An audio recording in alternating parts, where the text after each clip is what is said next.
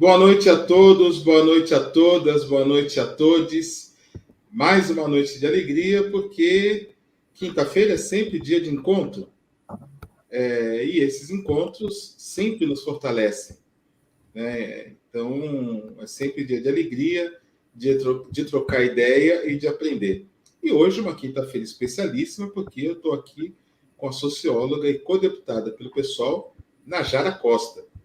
Ela que é pesquisadora das relações raciais, é professora, escreveu um livro fazendo uma pergunta que eu não sei se alguém conseguiu responder.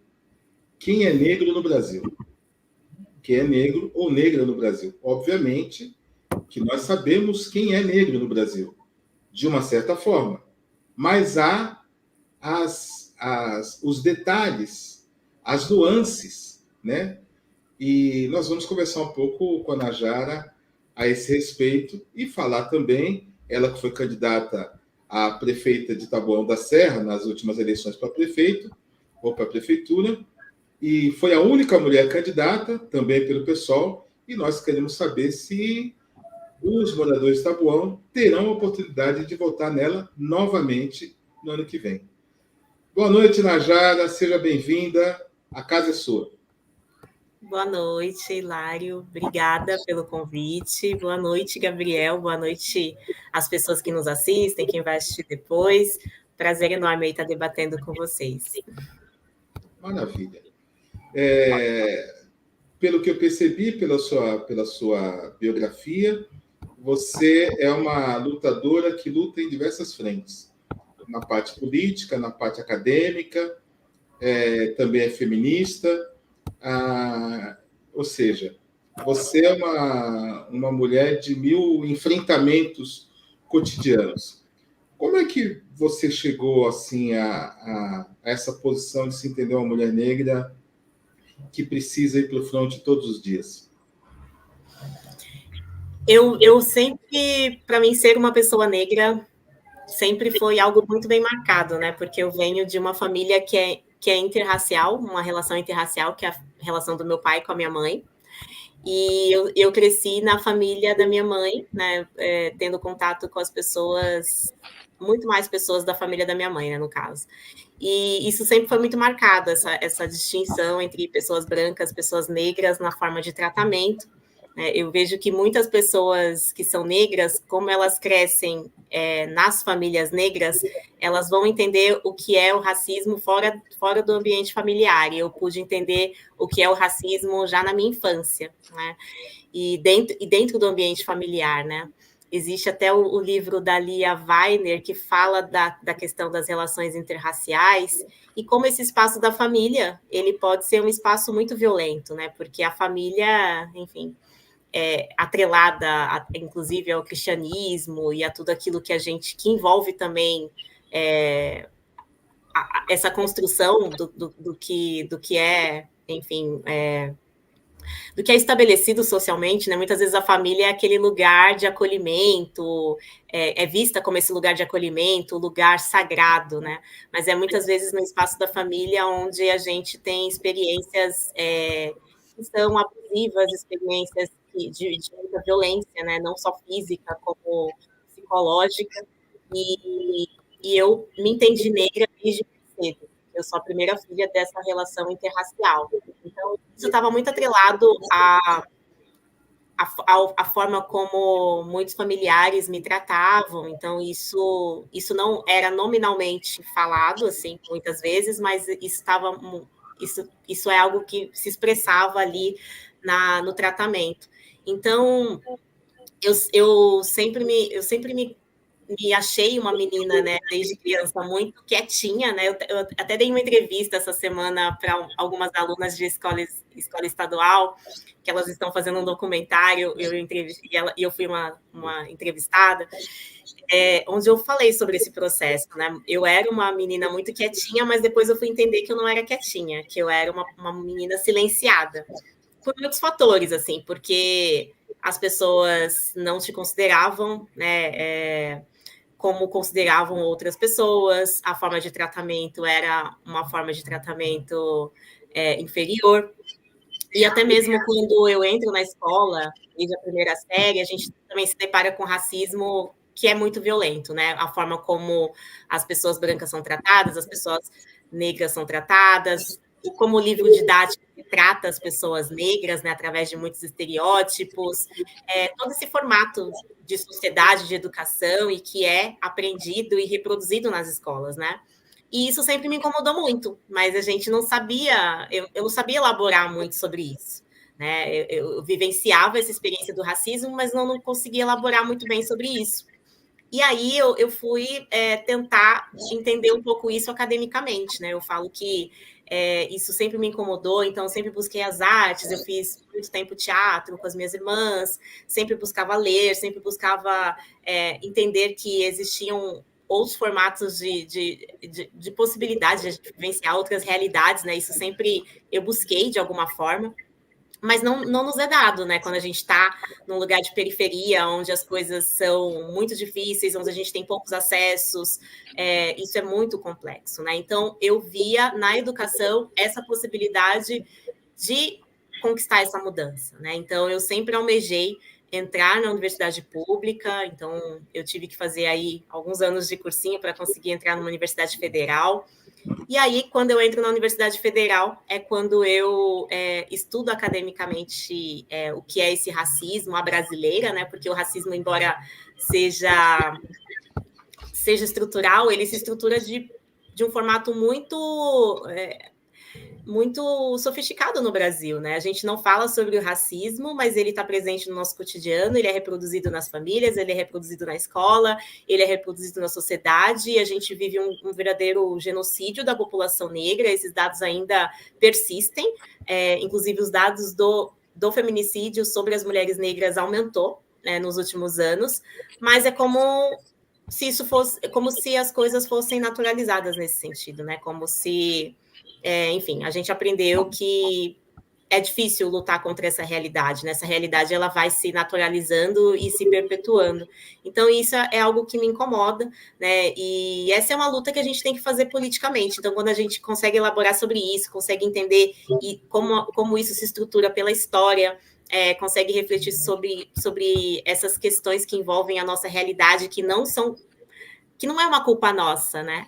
O racismo, a gente muitas vezes, né, quando é criança e as pessoas nos tratam de forma diferenciada, a gente acha que a culpa é nossa.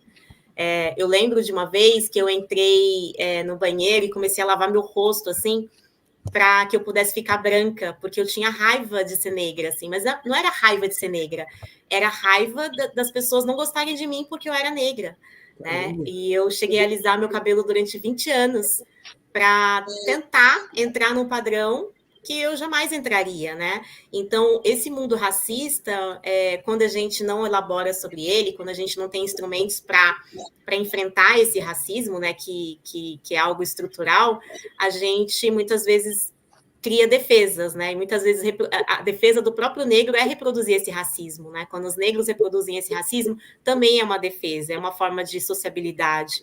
Então, essa é uma luta política, mas que a gente só consegue fazer quando a gente tem acesso à nossa história, né? E essa história, ela nos foi negada, essa história ela foi apagada, né? A gente sofreu um epistemicídio, né, do que é a nossa história, do que foi a nossa luta por resistência, né? Porque se estamos aqui é porque houve muita resistência.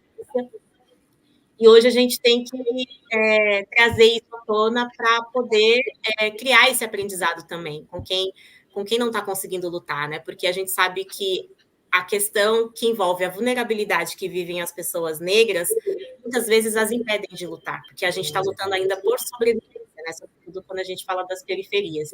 Então, a luta política ela é muito árdua porque envolve a nossa existência. Né? A gente ainda está lutando por subsistência, mas envolve a nossa existência. É interessante quando você falou da questão da reprodução do racismo. Quem sabe a gente possa um dia conversar aqui no programa a esse respeito. O Frantz Fanon fala sobre isso em Peles Negras, Máscaras Brancas, né, que é uma obra sensacional e que fala um pouco sobre como as pessoas reproduzem o racismo, reproduzem a opressão como maneira, como instrumento de defesa contra essa própria opressão. né? E a outra coisa que eu acho interessante marcar de tudo que você falou é de como são diferentes as maneiras de estruturação do racismo nas diversas sociedades, né?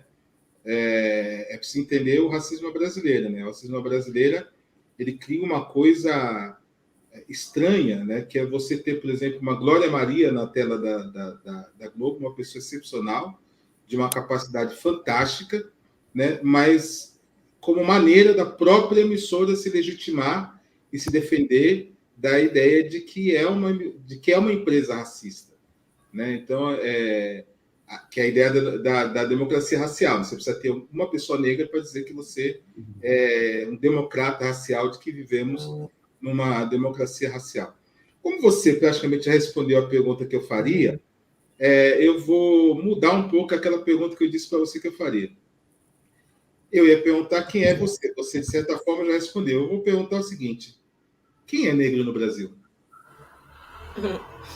Quem é Negro no Brasil é o meu livro, que foi lançado em 2020, que resulta da pesquisa de mestrado que eu fiz na UFABC, mas que leva em consideração o meu trabalho na Prefeitura de São Paulo, quando eu fui a presidente da Comissão de Cotas no último ano da gestão do Fernando Haddad como prefeito de São Paulo.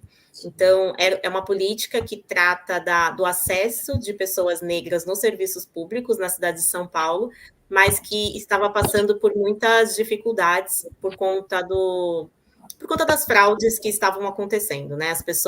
Muitas pessoas vistas socialmente como brancas, né, se autodeclaravam negras, dizendo que tinham antepassados negros, avô, bisavô, e que se entendiam como negras ou pardas, e entravam pela política de cotas. E isso fez com que a política fosse muito mal vista, né? Muitas ações no Ministério Público, muitas pessoas falando das fraudes, e eu fui colocada nesse posto para que a gente criasse ali medidas antifraude, né? Então a gente precisou trazer ali debatedores, pessoas do movimento negro, acadêmicos que estudam as relações raciais no Brasil, enfim, promotores, fazer uma audiência pública, promover esse debate para entender quem eram os destinatários, né? Quem são os destinatários das políticas de cotas raciais.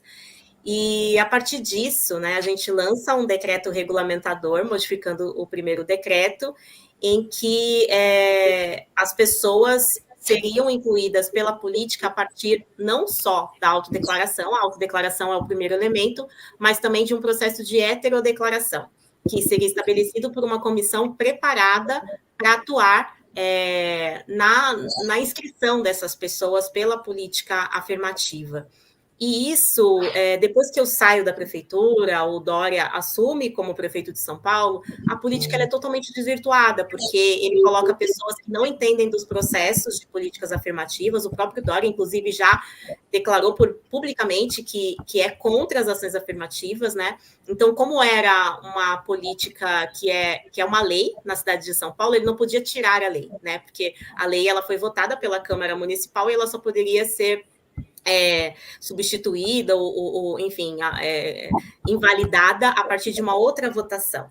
Como ele não poderia fazer isso por um decreto do executivo, ele tentou deslegitimar a lei de alguma forma, né? Então, colocando pessoas ali que não entendiam dos processos, né, das ações afirmativas, e isso criou muito problema. E aí lançou-se essa questão, né? Quem são essas pessoas? Quem são os destinatários das ações afirmativas? Como definir quem é negro e quem não é para essa política?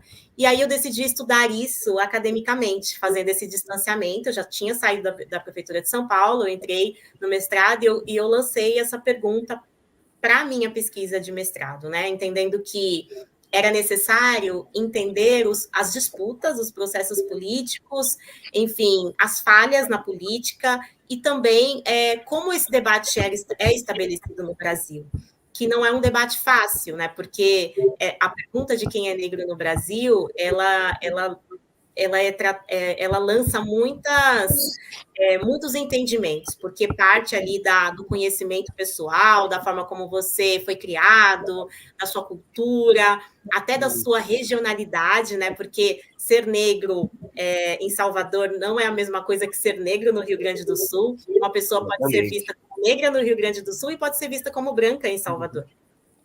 Então, a gente está falando de um país que sofreu um processo de apagamento muito grande, né?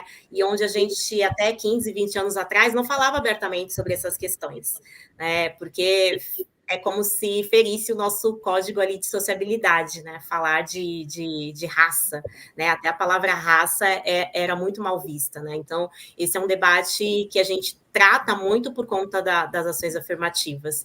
E eu resolvi me debruçar sobre isso, até as minhas orientadoras pediram para eu ter muito cuidado, porque era um contexto ali do governo Bolsonaro. Então, elucidar isso numa pesquisa, né, trazer essa pergunta, poderia dar muita oportunidade a pessoas que estão contra a política afirmativa, né?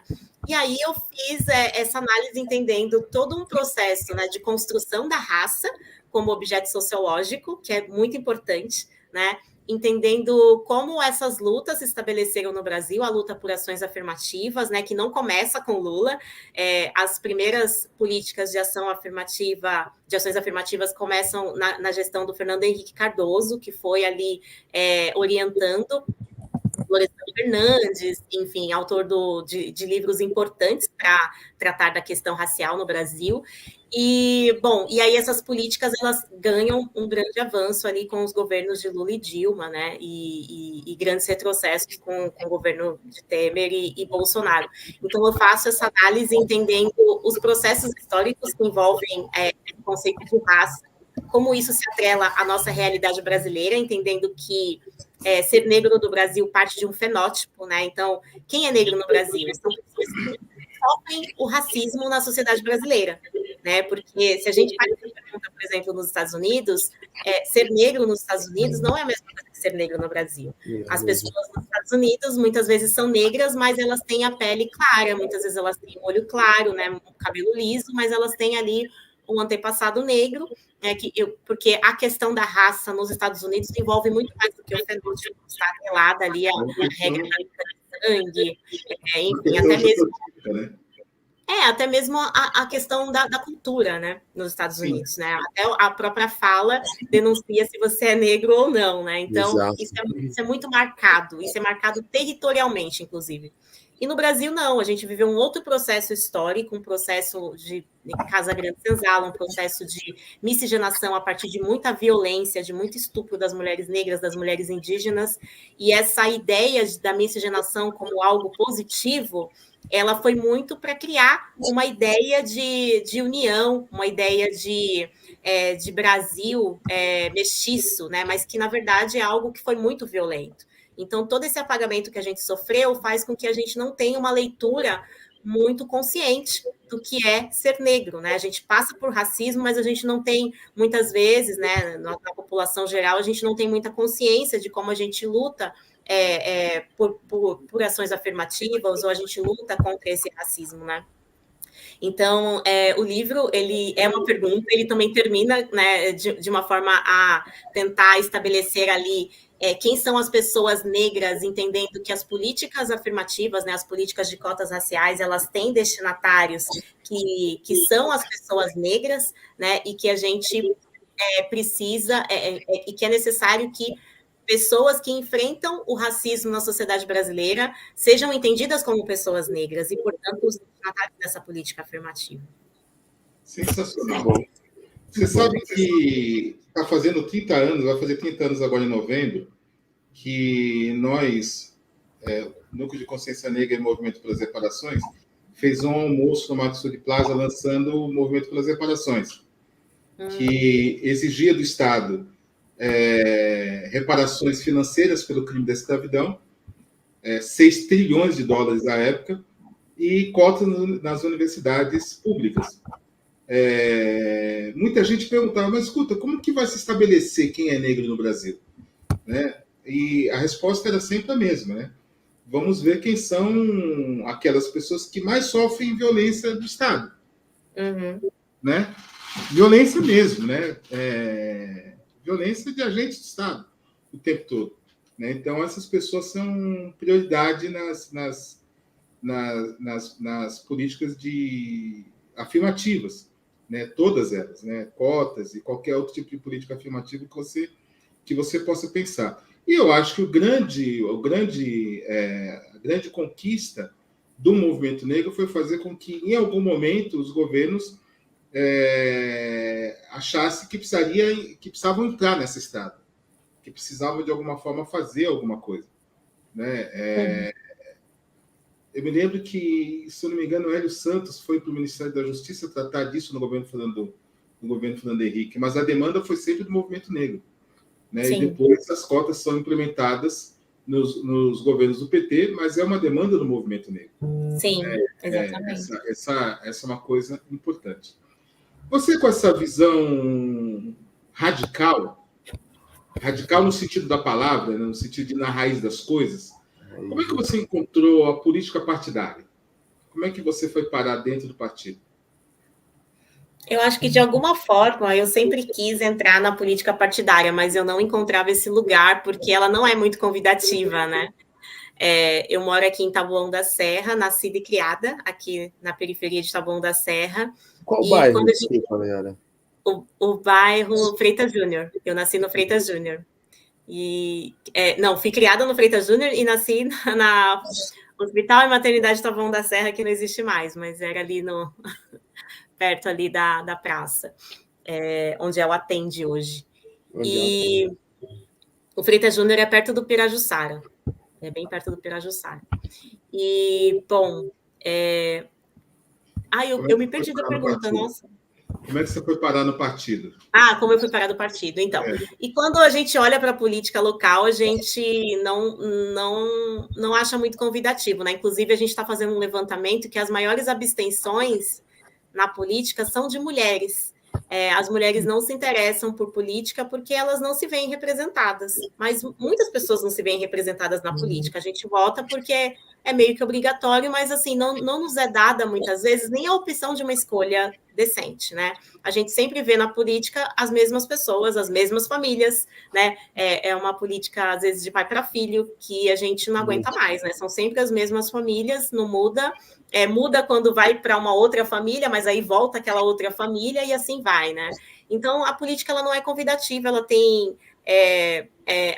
quando a gente fala da política municipal, é tudo aquilo que a gente sente, né, mais de perto. Eu vejo que a eleição municipal é a eleição que mais mexe com a nossa vida, porque é no município que a gente precisa da escola, que a gente precisa do asfalto, a gente precisa da saúde na UBS, a gente precisa da vaga na creche, precisamos, enfim, do transporte decente. No município estão as nossas maiores demandas, né? Sem dúvida, é o município, o local onde a gente mora, que a gente precisa de quase tudo, né, dos espaços de lazer, etc. Sobretudo quando a gente não tem recursos, né, até para ir em outros espaços.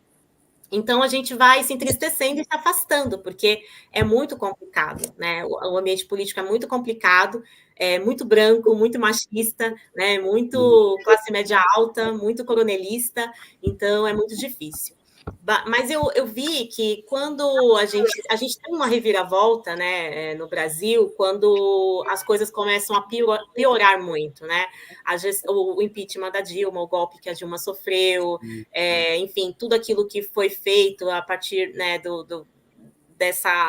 desse desmonte, né, com o Temer, as reformas que foram aprovadas, que retirou direitos da classe trabalhadora, essa ascensão da extrema-direita, a execução da Marielle, né, e quando a Marielle é executada, aquilo tem um impacto muito grande na minha vida, porque a Marielle, eu não pude conhecê-la pessoalmente, mas a gente tem muitos amigos em comum, porque a Marielle ela tem uma trajetória muito parecida com a minha. Tinha uma trajetória muito parecida, porque ela fez sociologia, e ela era da Maré, que era um lugar muito próximo da onde eu morei no Rio de Janeiro quando eu fiz faculdade. Ela fez o mestrado na mesma universidade onde eu fiz a minha graduação em sociologia, e quando eu soube da morte da Marielle, foi através de um professor, na verdade, o professor mais querido, que é o professor Jair. Ele publicou no Facebook, e eu né, soube da morte da Marielle pela publicação dele. Né? Antes de saber pela mídia, eu soube pela publicação dele. E eu fui num seminário em 2017 onde ela estaria presente. E aí ela faria o fechamento do seminário, ela já era vereadora, e ela não pôde estar, porque ela teve uma agenda, ela falaria sobre segurança pública. Então, eu não a conheci pessoalmente, mas acompanhava a trajetória, e a gente tinha muitos amigos em comum, né? Por conta da Universidade Federal Fluminense, que foi onde eu fiz a minha graduação. Aquilo tem um impacto muito grande, porque é num contexto onde o Brasil piorou muito, onde ser negro, ser professor, ser mulher, tudo que a gente representa estava muito ameaçado diretamente, sobretudo quando a gente é ativista político, né? Quando a gente se insurge quanto né, o que estão fazendo com o Brasil, né? Quando a gente faz esse enfrentamento. E a Marielle representava esse enfrentamento. Então, desde aquele momento, eu acho que muitas pessoas, né, não só eu, mas muitas mulheres negras, começam a entender que a gente precisa atuar politicamente e fazer uma política que é diferenciada, né? Porque essa política que é feita nas nossas cidades, que sempre foi feita, que sempre foi pensada, né, de forma de cima para baixo, feita por essas mesmas pessoas, ela não estava dando certo. E a gente se abstendo desse debate, a nossa vida estava em jogo. Né? Então, é nesse momento onde eu entendo que eu preciso atuar politicamente, eu fui entrando muito devagar, mas quando a gente não consegue entrar devagar, porque a gente tem muita pressa, muita urgência, né? As nossas demandas são urgentes. Então, eu entro no partido em 2019, na verdade, e eu sou candidata a prefeita em 2020, assim, mas eu ia fazer uma construção como vereadora, mas aí o grupo político entendeu que era necessário uma pessoa com o meu perfil para ser candidata a prefeita, e aí eu encabecei. A gente não pensa muito, a gente vai para cima e faz esse enfrentamento. E desse enfrentamento nasceu essa campanha, que foi uma campanha muito bonita, porque ela dá a oportunidade de a gente ter opção, porque às vezes é muito difícil para a pessoa que vai votar, ela é obrigada a votar e ela tem ali as opções, mas as opções muitas vezes não representam essa pessoa.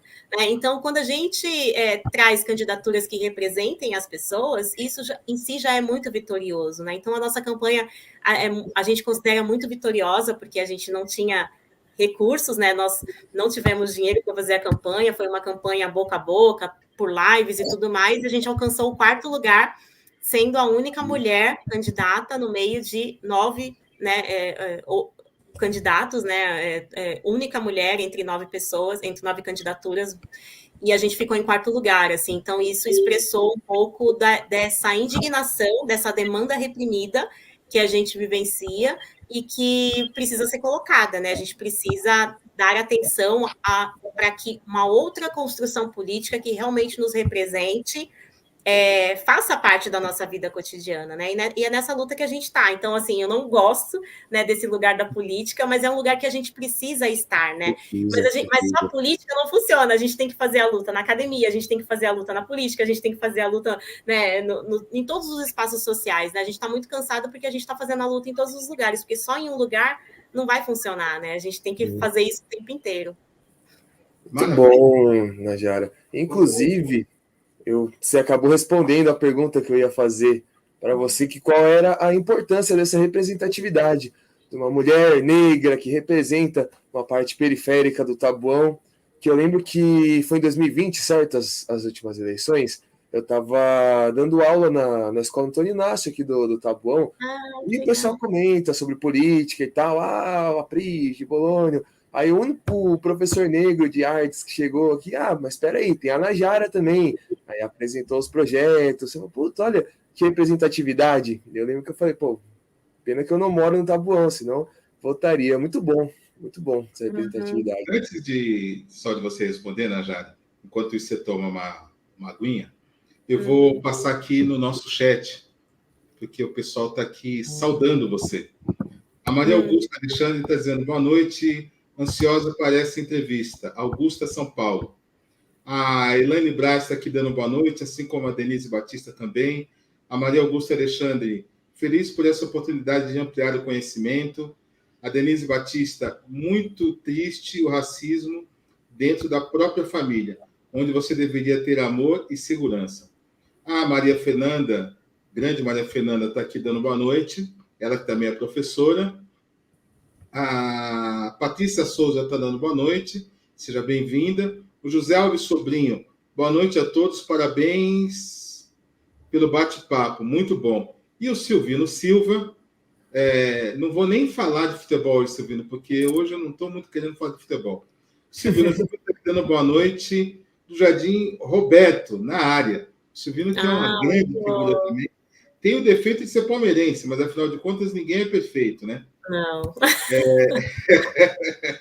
Eu brinco, porque eu acho que essa questão do futebol é sempre uma oportunidade de conversar, de trocar ideia, de bater papo, nada mais do que isso. Pelo menos para nós, que não somos jogadores nem profissionais de futebol. Eu acho que a gente tem que preservar aí as boas relações, a possibilidade de conversa. Mas o Gabriel tinha feito uma questão. Não vamos falar aqui do nome do professor de artes, porque senão o pessoal vai ficar achando que ele fez política durante a aula. Ele estava com colegas, não com alunos. Né? Mas aí eu passo a palavra para você comentar a fala da Laese. Gabriel, então, a representatividade não é tudo, mas é algo que é muito importante, né? Eu vejo que quando a gente se reconhece, quando a gente vê uma outra pessoa negra, a gente já sabe que ela passa as mesmas coisas que a gente passa, né? Quando a gente vê uma mulher na política, a gente sabe que é muito diferente a atuação, porque as mulheres enfrentam o preconceito dessa sociedade machista, né? Enfrentam esse racismo, esse machismo. Então, é muito importante que a gente tenha pessoas que representem as camadas sociais, porque a política é justamente esse espaço de representação. É o lugar que nós precisamos estar, porque o que a gente luta é por paridade, né? A gente não quer que as pessoas negras mandem e digam o que deve ser feito. A gente está lutando por paridade, né? Se a gente tem, sei lá, 50% da população um pouco mais que é negra, a gente tem que ter essas representações também na política, né? Porque a política ela só vai ser representativa e a gente só vai ter democracia de fato quando a gente tiver essa representação. Se a gente tem uma maioria da população que é de mulheres, né? Por que as mulheres não estão na política, né? E já tem dados que indicam, né? Pesquisas que indicam que quanto mais mulheres na política, menos corrupção, quanto mais mulheres na política, a gente vai ter políticas para as mulheres, porque por mais que o homem seja, enfim, antirracista ou que ele seja, enfim, em prol da luta das mulheres, ele não passa o que as mulheres passam, né? Os homens, quando andam nas ruas, eles têm medo de serem assaltados, né? Nós temos medo de sermos estupradas, né? Então, assim, é muito, muito mais difícil ser mulher, né? E é uma condição de um mundo que é muito desigual. Então, a gente precisa operar no entendimento dessa realidade, né? Não ficar negando essa realidade está posta, e a gente precisa lutar por equidade, né? Então, a nossa luta nesse contexto político é para que a gente crie essa representação. Então, a representação é muito importante, justamente porque eu lembro que quando eu falava, né, na campanha, e ainda hoje, né, as pessoas, você é professora, né? Então as pessoas já entendem, né, a função, o papel do professor, a importância do professor para todo mundo, né? Todas as profissões partem, né, do trabalho do professor, né? A importância de termos pessoas da periferia, né, falando e nesses espaços de poder, lutando por direitos, né? Então, é muito importante que a gente tenha essa representação de pessoas negras da periferia, de mulheres, LGBTs, enfim, pessoas indígenas, né, nesses espaços para que essas lutas se transformem em políticas públicas, né? Perfeito. Nós temos uma alegria muito grande de ter entrevistado aqui a Érica Hilton, que está lá fazendo um papel excelente, né? E por mais Érica Hilton na política, por mais Najara Costa na política, porque nós precisamos realmente criar um respiro aí na política. Essa questão da representatividade, você vai precisar voltar aqui quando você tiver um tempinho a mais, porque eu gostaria muito de fazer essa discussão que o Gabriel levantou muito bem sobre representatividade de uma maneira um pouco mais vertical, ou seja, como é que se organizam os grupos políticos, né? Aí, empresariado, e quando eu falo empresariado, estou falando dos bilionários, não estou falando do dono da padaria, que também é importante, o dono da padaria também é importante, é fundamental. Como se organiza e aí como é que a gente deve se organizar? né? Aí eu faço a pergunta para você responder. Enquanto codeputada e também enquanto futura prefeita de Taboão, como que se organiza um coletivo que pudesse estar em torno desses políticos e dessas políticas negras, periféricas e progressistas, que eu acho muito importante que sejam progressistas. Nós tivemos um prefeito negro aqui em São Paulo, em que pese ele ser de um campo político completamente diferente do meu, eu sou totalmente contra, né? Uhum. Mas ele não foi tratado como um homem de direita representando a direita, ele foi tratado como um homem negro, que foi o Pita, né? Então, eu acho importante a gente refletir. Mas a pergunta é: como que você acha que pode se organizar um coletivo em torno desses políticos e dessas políticas para demandar, inclusive, aquilo que é necessário para a população? Como que existe já um coletivo, existe uma organização? Como que você acha que deve funcionar isso? Eu acho que existem muitas organizações, e não é fácil, porque, assim, nós, pessoas pretas e periféricas, a gente está numa situação de muita vulnerabilidade, de muita dificuldade, né? A gente está lutando muitas vezes para colocar o pão na mesa, não é uma tarefa simples, mas eu acho que a luta, ela envolve toda a nossa história, né? E a gente precisa, às vezes eu falo que a gente pode se cansar, mas a gente não pode desistir, né? E a gente está muito cansado, e eu acho que a nossa saúde mental, inclusive depois da pandemia, que tirou muito dos nossos, enfim, que foi muito desigual, né? As mortes foram muito mais avassaladoras, né? Essa realidade para a população negra, né? Então a gente se submeteu a uma realidade muito desigual. Mas essa luta política, essa luta coletiva, envolve a gente ter ali um horizonte. Acho que envolve também um pragmatismo que muitas vezes a gente não tem, mas que a gente vai precisar ter e que a gente precisa ter para se organizar. Porque, para além, né, da nossa ideologia, a gente precisa saber o que a gente precisa conquistar para que essa realidade mude também, né? Sim. Então, eu vejo que a gente precisa se unir com pessoas que a gente tem afinidade e começar a reivindicar isso, né? Eu acho que esse espaço da política tem muitos espaços que deveriam ser espaços, né, de escuta, espaços, enfim, de transformação, espaços que a gente promova, né, o princípio ali do que vai ser do que vão ser muitas políticas públicas, como os conselhos, como a gente acompanhar sessões na Câmara de Vereadores, como a gente pautar as políticas da nossa cidade, o orçamento, entender do orçamento, entender por que não está sendo feito, cobrar, né? Então, a nossa política ela tem que estar longe do formato de politicagem, né? A gente tem que reivindicar políticas públicas, entender para onde vai caminhar as nossas demandas, né? Então,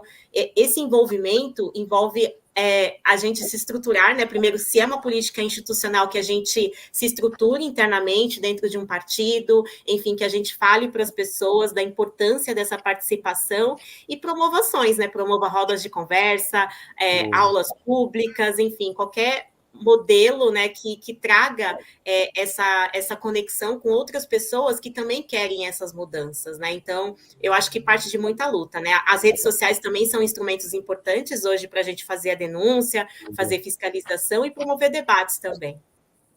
Muito bom, perfeito. É importante essa ideia de fazer política. O propósito da política é para o povo, né? Então é muito bom manter essa transparência e tudo. Gostei. Agora, mudando um pouquinho de assunto, Najara, o Brasil inteiro quer saber quais são as influências que circundam a Najara Costas, o que você gosta de ouvir, quais são suas influências, o que te fizeram chegar até aqui. Conte para nós, por favor, Najara. Nossa, influências, meu Deus. Eu nem tenho tempo de lazer hoje em dia, mas tudo bem. Correria deve ser total, né? Eu imagino. Eu falo, professora, não tem tempo para quase nada. Eu entendo. Bom, eu cresci, a minha adolescência foi escutando Legião Urbana. Mas Eu gosto muito de Chico Buarque, gosto muito de Milton Nascimento. Não sou muito fã de ninguém, mas eu gosto muito de música. Eu acho que música faz muito sentido na nossa vida, traz paz de espírito. Eu acho que estar com as pessoas que a gente gosta também, quando a gente está conectado com pessoas que pensam a realidade de uma outra forma, né? Não cai numa distopia. Muitas vezes é muito triste quando a gente acha que, quando a gente está com pessoas que não acreditam em mudança e não acreditam que a gente pode, enfim, ir além desse formato de sociedade, enfim, que muitas vezes breca muito da nossa potência, né? Então, eu acho que a música, a literatura, os livros, a arte, né, é o que liberta. Então, eu acredito muito nesse viés, assim, tem a frase do Nietzsche, né? Temos arte para não morrer na verdade, né? Exato. Essa verdade é muito cruel, mas acho que é na arte que a gente se liberta, que a gente necessita para construir muitas vezes. Muito legal. Muito bom. Se tiver um tempinho, dá uma passada lá no Sarau do Grajaú. Sarau do Grajaú tem... Eu gosto muito do Sarau Cooperifa, também me liberto. Toda vez que eu vou lá, eu saio muito realizada. Eu gosto bastante. O Sarau é um lugar muito importante. É um lugar onde a arte pulula, né? Deixa eu te perguntar uma coisa. Só mandar um recado de pessoal aqui, pedir por gentileza, quem estiver assistindo a live, que, por favor, se inscreva no canal, que ative o sininho, porque o YouTube é um oceano de coisas, e quando você se inscreve e ativa o sininho, nós somos encontrados mais facilmente nesse oceano que é o YouTube, e compartilhe essa live para que as pessoas tenham essas informações e possam também se regozijar com essa conversa boa aqui com a Najara Costa. Eu acho que ela caiu, ou deu uma travadinha, mas ela volta já já, se ela travou. Não, tá aí. Eu achei que estava com a imagem travada. Falar para vocês dos Primeiros Negros, que é um site importante da Tânia Regina Pinto, onde você vai encontrar sempre informações sobre a população negra, tem sempre um artigo delicioso da Tânia para ler, da Tânia e de outras pessoas também, onde muita gente se socorre na hora das pesquisas acadêmicas e tudo, né? primeirosnegros.com, e falar também da agenda periférica. Se você está em casa, mas sem saber o que fazer, né? Para onde que eu vou e tal, acessa lá a agenda periférica, que tem uma quantidade enorme de artistas periféricos mostrando seu trabalho, dando dicas de show, enfim, de uma série de teatro, de uma série de coisas. Dito isso, eu queria te perguntar o seguinte: existe uma política, uma proposta que você pretende implementar em Taboão, assim, que seja radicalmente, que faça uma mudança radical na população, na vida da população, ou você pretende fazer uma atuação mais sistêmica?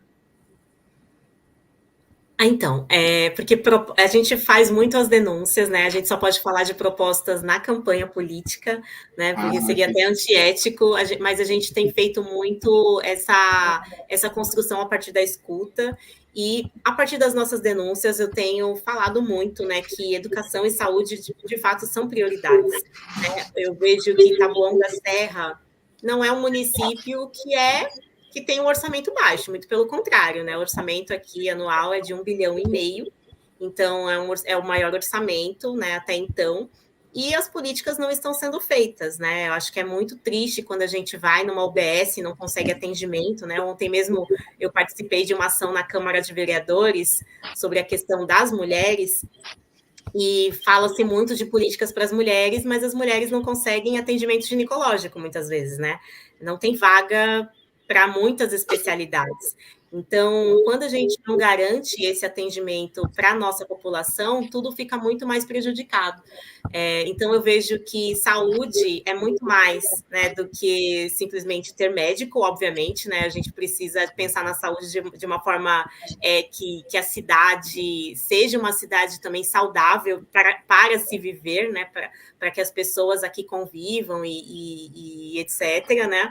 Tem que pensar na questão da prevenção também. E também pensar na questão das escolas, né? As escolas estão com muitas dificuldades, muitas escolas com problemas na sua estrutura, né? Com muitas goteiras, tem quadra interditada, enfim, um currículo escolar que, ao meu ver, também está muito defasado. A gente recebe muitas denúncias, né, acerca do conteúdo que está sendo colocado ali no currículo, enfim, desse formato, né? Com algumas empresas de educação. Então, a gente percebe também que é necessário pensar na questão da saúde e educação, no salário dos professores, né? Não dá para falar de melhorar a educação sem pensar no plano de carreira, sem pensar, enfim, em condições dignas de trabalho e salário. A gente tem aqui em Taboão as ADIs e ADEs, auxiliares e inspetores, que é o quadro de apoio da educação, que estão numa condição de semi-escravidão, em minha visão. Né? Elas têm um salário base de menos de um salário mínimo, né? Eu falo elas porque a maioria são mulheres e são mulheres negras, né? Que estão submetidas a essa realidade e são pessoas que são concursadas, né? São pessoas que deveriam ser valorizadas, que deveriam ter plano de carreira, enfim. Mas é o que não está colocado aqui no município, né? Uma realidade muito difícil, muita gente está abandonando os serviços públicos porque não tem condição de se viver com esse salário, né? Enfim, numa realidade tão complexa, né? E também num custo de vida tão alto. Tem um custo muito alto também, embora seja periferia. Então, acho que é isso, né? Acho que é primeiro arrumar a casa, assim, tá? Muita desorganização com as contas, né? A gente tem aqui licitação no município, por exemplo, né? Um botijão de gás com o dobro do valor. Né? Então, tem muitas coisas estranhas acontecendo, né? Eu vejo isso, que a política ela pode não mudar tudo, mas se a gente tem pessoas comprometidas com ética nesse trabalho, eu acho que muda muita coisa, né? Então, tem coisas que estão dando muito errado, né? E que, enfim, está tudo abandonado, tudo muito largado, muito abandonado, né? E está com falta de gestão, então está com muitos problemas a administração atual. Entendi. Então, é preciso pensar, embora com foco, mais numa atuação sistêmica. Gabriel, por gentileza, sua pergunta. Minha pergunta, na verdade, a Najara já respondeu a última pergunta que eu ia fazer, que era a questão da... Está respondendo tudo. Já está respondendo tudo. Já está... Ia falar por conta da nostalgia, né? Tive a oportunidade de morar por 2 anos em Taboão da Serra e as políticas eram um pouquinho complicadinhas mesmo. Ao meu ver, eles olhavam bastante pelos bairros do centro, ali em torno do shopping, e deixavam as periferias mais abandonadas mesmo, como sempre, né? Mas por enquanto eu tenho pergunta não, foi uma ótima colocação a resposta da Najara, muito bom. Eu estou aqui pensando na questão do transporte público. É uma questão do transporte público muito, que precisa ser revista, que precisa ser reconstruída? Nossa. A política de transporte público? A gente sempre fala que tem cidade no Brasil que já tem tarifa zero, né? Eu acho que no mínimo diminuir a tarifa e no mínimo ter integração. E uma integração eficaz, né? A questão do transporte aqui é uma aberração, é uma loucura que a gente vive na questão do transporte. Primeiro que é um transporte caríssimo, né? O valor aqui do circular é R$5. Essa Taboão da Serra é uma cidade de 20 km², assim, é uma das menores cidades, embora seja a cidade mais adensada da América Latina, é uma cidade muito pequena. E o sistema do transporte público é muito ineficaz, simplesmente demora muito para passar o circular. O circular, ele não tem cobrador, o motorista faz o papel do cobrador, ou seja, é absurdo, né? Super exploração, né? Uma super exploração, o circular é sujo, enfim, ele demora muito para passar, tem muitas regiões, muitos bairros de Taboão da Serra, onde não vale a pena pegar esse circular, porque você demora muito mais, ele dá volta na cidade, é uma cidade pequena que, enfim, deveria ter, inclusive, a revisão da rota desses circulares, né? Então, é algo que não está sendo feito, assim, não tem boa vontade de se fazer o mínimo, sabe? A questão da integração, por exemplo, a gente tem um vai e vem, que é um ônibus vai e vem, que ele vai do centro de Taboão até o metrô Vila Sônia. Só que ele vai do centro de Taboão até o metrô Vila Sônia. E quem não mora no centro de Taboão? Ou seja, ele beneficia muito mais as pessoas que não moram em Taboão do que as pessoas que moram em Taboão. As pessoas da periferia, elas são prejudicadas. Quando a gente sempre que todo mundo que é de Taboão já sabe que a questão do metrô aqui é uma grande piada, né? Que o metrô um dia vai chegar em Taboão e tal. Essa piada, assim, é de muitas e muitas décadas, né? E aí, quando o metrô finalmente chega próximo, né? Quando ele chega ali no Butantã e depois chega na Vila Sônia, a gente acha que a nossa vida vai melhorar. E o que acontece? A vida piora, porque eles tinham as frotas de ônibus que iam até, por exemplo, antes a gente tinha um ônibus que ia de Taboão, né? Do Taboão não, do Embu Santa Teresa, passava por Taboão aqui e ia até o Hospital das Clínicas. Aí agora não tem mais. Agora os ônibus só vão até o metrô. Aí a pessoa tem que pagar mais uma passagem do metrô, né? Pagar o valor lá do metrô e ir até as clínicas. Ou seja, ela demora mais e ela tem que pagar uma passagem a mais. E isso em muitos outros lugares. O único ônibus que ainda tem é o Itaim, que fica super lotado, porque muitas pessoas não querem pegar 2 transportes, pegam o Itaim, e aí ela está super lotado o Itaim Bibi. Então, é absurdo, é vergonhoso, assim, a gente faz uma luta para que a realidade melhore, e ela piora quando chega o metrô próximo a Taboão da Serra, e fora que muitas pessoas foram mandadas embora, né? Muitos trabalhadores aí, o patrão não quis pagar uma passagem a mais depois que aconteceu essa questão do metrô. E as pessoas foram mandadas embora. Muita gente que mora em Taboão não consegue emprego, né? Porque fala que mora em Taboão, aí quando o empregador vê que vai ter que pagar 2 passagens para a pessoa não é contratada, né? Então, ou seja, a nossa vida é de uma luta muito grande, assim, e é inacreditável, né, que haja tanta propaganda política em cima das pautas do transporte público e as questões só piorem. Você descreve uma situação que mostra muito a falta de representatividade, né? Então, parece que a administração pensa muito no empresário, né, dono de empresa de ônibus, que aí diminui a rota, o transporte vai mais cheio e ele gasta menos combustível, o desgaste do veículo é menor, esse tipo de coisa, mas não falta essa visão que, para contrabalançar com esse privilégio dos donos de empresas de ônibus, a visão do trabalhador, da trabalhadora que usa o transporte público. E aí eu vejo que essa questão da representatividade está colocada, e está colocada alguma coisa que é fundamental, estrutural na nossa sociedade, para a construção da política daqui para frente, que é a questão do racismo, é a questão do machismo, ou seja, é uma nova visão na política, né? Uma visão de política pública e não uma política voltada para os pequenos grupos endinheirados e milionários. Mas eu queria te perguntar uma coisa que eu acho importante da gente falar. O que é patriarcado? Patriarcado, assim, é um modelo de sociedade que a gente vive, né? Onde o homem tem muito mais poder do que as mulheres. É uma lógica que opera no nosso imaginário, na nossa estrutura social.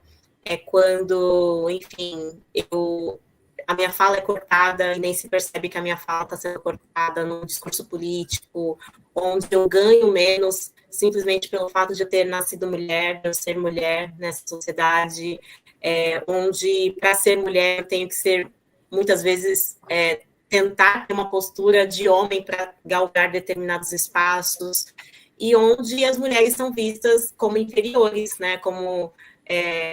as mulheres, elas vão ganhar menos, elas vão sofrer assédio, vão sofrer uma série de negação de direitos, né, pelo fato de serem mulheres, né? Então, patriarcado é essa lógica que opera na nossa vida em sociedade, que a gente tenta mudar, não que a gente não está lutando por igualdade, né, porque a gente sabe que homens e mulheres são diferentes, né, as mulheres... não tem a mesma força nos braços que os homens, né, por uma questão ali do formato do corpo, enfim, atrelada a hormônio, atrelada a uma série de fatores biológicos. As mulheres geram a vida, né, então, por isso, elas precisam ter esses direitos garantidos, né, para que elas tenham esse momento, né, de gerar, enfim, e não sejam punidas, né, por isso. Então, a gente está lutando por equidade, né, para que a gente entenda que a gente tem uma sociedade composta, né, por homens, mulheres, LGBTs, pessoas que são diferentes e que devem ser integradas a essa sociedade, entendendo essa lógica de diferenças, né? Então, a gente está lutando por essa equidade para que a gente tenha a garantia desses direitos que está sendo legada cotidianamente. Maravilha. E você é representativa desta luta. Agora eu queria te perguntar sobre como ter contato com as ideias da Najara Costa. Quais são suas redes sociais? Como que as pessoas podem acessar esse conteúdo? Enfim. Eu já deixei até minha rede social aqui, ó, no meu programa, Najara Costa _. Agora todas as redes estão com esse Najara Costa _, né, para facilitar. Eu às vezes não consigo responder todo mundo, né, porque são muitas demandas, a gente está fazendo várias lutas, vários encontros, mas a gente tem promovido também muitas ações, a gente, inclusive, faz a divulgação ali pelas redes sociais, a gente vai cada vez promover mais encontros daqui para frente, né, então fiquem atentos. E a gente tenta estabelecer esses vínculos, né, pelas redes sociais, pessoalmente, trazer as demandas, ouvir as denúncias e fazer esses encaminhamentos, né? Então, acompanhem aí a nossa rotina, lutem com a gente. É muito importante que estejamos juntos aí nas batalhas, né? A rede social também tem servido como como um passo importante aí para que a nossa voz chegue, né, em outras pessoas. Maravilha. O Silvino Silva está dizendo aqui, pertinente a sua fala, professor. Infelizmente, as políticas públicas em Taboão não estão voltadas para a população periférica.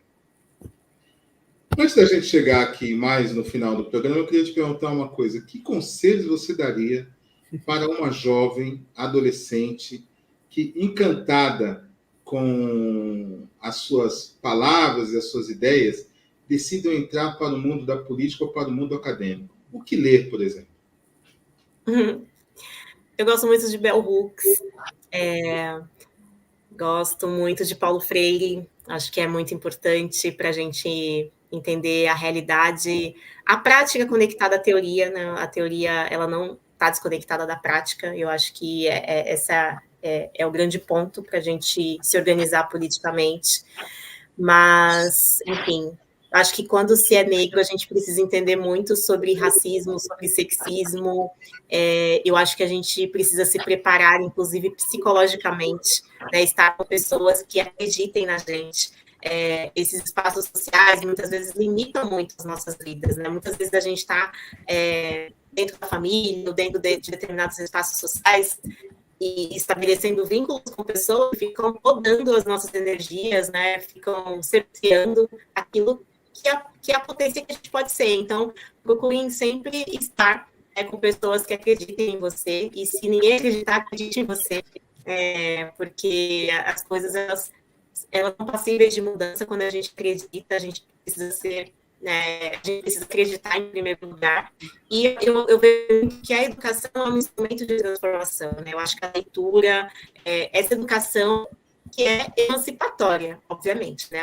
Não uma educação privatista e voltada para o cerceamento, voltada aí para questões que a gente, né, que não fazem aí a organização de uma luta que é coletiva, né? Então, eu vejo que a educação, a arte, a educação emancipadora, a arte e estar com pessoas que nos impulsionem também, acho que garante bastante disso. E preservar a saúde, né? Porque nem sempre vai ser fácil, às vezes a gente vai ter que cuidar um pouco da gente, se recuar, a gente vai estar um pouco cansada, mas a gente não pode desistir. Então, acho que a luta ela é muito verdadeira quando a gente sabe que ela vai seguir, né?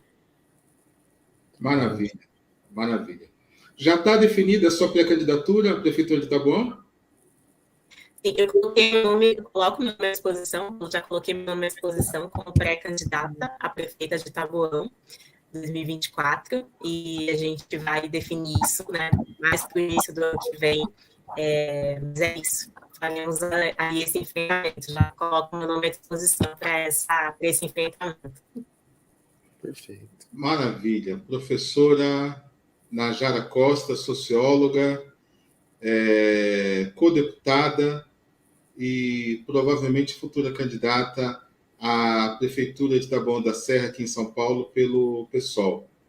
Agradeço imensamente pela sua delicadeza e generosidade em atender o nosso convite, em conversar com a gente aqui, uma conversa tão boa, tão aberta. As portas do Café Preto estão abertas para você. Espero que você venha aqui mais vezes para a gente aprofundar e conversar mais coisas. E vou pedir para você fazer as suas considerações finais. Eu agradeço muito a participação, o convite, agradeço o Gabriel, Hilário, que eu pude conhecer agora, né, o Gabriel, enfim, que bom que você está aqui perto também, né, que a gente está fazendo essa luta da psíquica, não é fácil, acho que é muito parecido, né, o que a gente vive em Taboão com o que a gente vive aqui em Imbu e outras regiões aqui, dessa região metropolitana. E agradecer o convite, ao debate, me coloco também à disposição para estar com vocês aí em outros momentos, e também parabenizar vocês por esse espaço aí, que também é um espaço político, um espaço de qualidade nos debates, um espaço de afeto também, quando a gente está com pessoas que promovem essa discussão, acho que a gente também se fortalece, né, então... É isso, gente. Muito obrigada. A gente vai se encontrar nas lutas aí, muitas lutas pela frente ainda, né? A gente tem um respiro agora nesse ano, nesse governo, e a gente segue resistindo e lutando aí, porque são muitas as demandas aí para a gente enfrentar. A Patrícia Souza está dizendo o seguinte: fico feliz em saber que você virá novamente como futura candidata. Ou seja, você tem apoio. O Silvino ainda fala que terá o seu voto, o voto dele novamente. Olha, tá vendo? Maravilha, maravilha. Gabriel, aproveita então para fazer também as suas considerações finais. Perfeito. Quero agradecer imensamente a Najara por participar do programa. Essas ideias esclareceram, né? Foi muito bom aqui para o debate. E ótimo trazer outras perspectivas, né?